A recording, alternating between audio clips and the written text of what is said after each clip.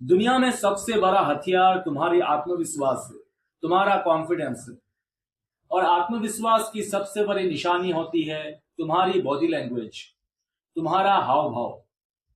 ऐसी body language जो सामने वाले को एक पल में ही बता देता है कि ये आदमी कमजोर नहीं है। ऐसा कॉन्फिडेंस कि दुश्मन भी अपने हथियार फेंक दे। तो वीडियो को बिना स्किप किए पूरा देखो। कुछ ऐसे पॉइंट्स बताने वाला हूं जिससे तुम अपने अंदर स्ट्रॉन्ग कॉन्फिडेंस और पावरफुल बॉडी लैंग्वेज को डेवलप कर पाओगे, जिससे सिर्फ तुम्हारी प्रेजेंस ही दुश्मन के दिलों को हिला कर रख देगा।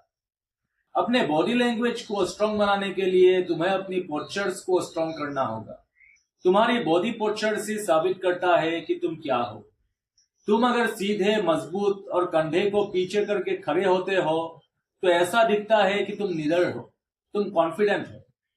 वही अगर तुम ढीले ढाले या फिर झुके हो तो तुम कमजोर दिखते हो। और तुम्हारा बॉडी लैंग्वेज जैसा होगा, लोग तुम्हारे साथ वैसा ही बर्ताव करेगा। लोगों को सिर्फ एक नजर में ही तुम्हारे औकात के बारे में पता चल जाता है, आखिर तुम क्या हो। और ये दुनिया कभी भी एक हारे हुए या फिर झुके हुए या फिर कमजोर इंसान को कभी भी भाव नहीं देता, हमेशा डोमिनेट करके रखता है। लेकिन यहाँ प्रॉब्लम लोगों की नहीं है या फिर दुनिया की नहीं है, यहाँ पर प्रॉब्लम खुद तुम्हारे अंदर है। तुम दुनिया को जैसा दिखाओगे, दुनिया तुम्हारे साथ वैसा ही करेगा। तुम लोगों से बात करने से डरते हो, आंखों से आंखें मिलाकर बात नहीं कर पाते, भीड़ में जाने से डरते हो। ये सभी थॉट्स तुम्हारे दिमाग का है। और तुम जैसा सोचते हो वैसा ही बॉडी लैंग्वेज तुम्हारे अंदर दिखाई देता है। जब तुम घर में अपनी फैमिली मेंबर्स के साथ रहते हो तब तुम पूरी तरह से कॉन्फिडेंट रहते हो, सब कुछ अपने हिसाब से करते हो, खुलकर बातें करते हो, क्योंकि तुम इस सिचुएशन से कंफर्टेबल हो। तुम्हारे दिमाग में कोई भी नेगेटिव थॉट्स नहीं है, तुम पूरी तरीके से कॉन्फिडेंट हो। और इसलिए तुम्हारे बॉडी लैंग्वेज भी उस समय काफी हाई होता है। लेकिन जब तुम बाहर किसी अनजान आदमी से बातें करते हो तो तुम्हारा बॉडी लैंग्वेज एकदम से लो हो जाता है। उस सिचुएशन के साथ तुम कंफर्टेबल नहीं रहते। इसलिए अपने दिमाग को कंट्रोल करो, अपने बॉडी पोस्चर्स को स्ट्रांग रखो, सीधे और मजबूती से खड़े रहो, अपने कंधे को हल्का सा पीछे रखो, अपने पैरों को कंधे की चौड़ाई पर रखो, छाती हल्की सी बाहर, गर्दन सीधी और नजर ठीक सामने। इस पोस्चर्स के साथ अगर तुम खड़े रहना सीख गए तो लोग तुम्हें हल्के में कभी भी नहीं लेगा, क्योंकि तुम्हारा बॉडी लैंग्वेज ये चीख चीख के बताएगा कि तुम कमजोर नहीं हो, तुम एक साधारण इंसान नहीं हो। उसके बाद है आई कांटेक्ट। अपने बॉडी लैंग्वेज का सबसे इंपॉर्टेंट पार्ट होता है आई कांटेक्ट। तुम जितना भी स्मार्ट या फिर स्ट्रॉन्ग पर्सन क्यों ना हो, अगर तुम्हारा आई कांटेक्ट सही नहीं है तो तुम्हें लोग भाव नहीं देगा, तुम हमेशा कमजोर ही दिखोगे। तुम्हारा आई कांटेक्ट कुछ ऐसा होना चाहिए कि सामने वाले का पसीना छूट जाए। जितना भी बड़ा या फिर स्ट्रॉन्ग पर्सन सामने क्यों ना हो, तुम्हें हमेशा आंखों में आंखें डालकर बातें करना है। दुश्मन की आंखों में आंखें डालकर देखना है तुम्हें, लेकिन घूरना नहीं है। आंखों में आंखें डालकर सिर्फ तुम्हें बातें करना। इससे यह दिखता है कि तुम डरे नहीं हो, तुम मजबूती के साथ डटे हुए हो, तुमने अभी तक हार नहीं माना है। जब बातें कर रहे हो तो 60% समय तक आई कांटेक्ट बनाए रखो। बीच बीच में दूसरी तरफ भी देखो। अगर तुम लगातार आई कांटेक्ट बनाए रखोगे तो ये मतलब कुछ एग्रेसिव सा दिखेगा, इसलिए तुम्हें लगातार आई कांटेक्ट नहीं बनाना है। तुम्हें 60% आई कांटेक्ट को बनाए रखना है, उसके बाद तुम इधर उधर देख सकते हो। तुम्हें एग्रेसिव नहीं बनना है, तुम्हें अपने आप को कंट्रोल करते हुए सामने वाले पर्सन के सामने कॉन्फिडेंट दिखना है। उसके बाद नेक्स्ट है पावरफुल हैंड गेस्चर्स, यानी हाथों की मुद्राएं।